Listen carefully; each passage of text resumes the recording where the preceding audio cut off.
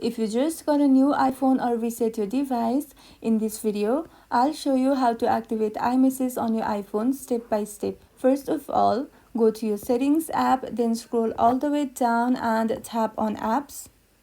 After that, search for Messages and tap on it. In the Messages settings menu, make sure iMessage is toggled on. You will see a message that says waiting for activation. Don't panic here. This can take a few minutes. Then, right below the iMessage, tap on Send and Receive and make sure your phone number and Apple ID email are checked. This is how people will reach you on iMessage. After that, make sure you're signed into your Apple ID. And for that, go back to the main settings menu, then tap on your name at the very top. After that, go into iCloud. Here, make sure you're signed in, and if not, sign in with your Apple ID and password. Next, check internet connection.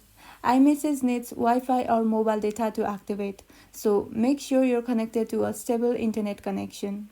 After that, wait for activation. Activation may take a few minutes and in some cases up to 24 hours. You may also receive a silent SMS from Apple. This is very normal.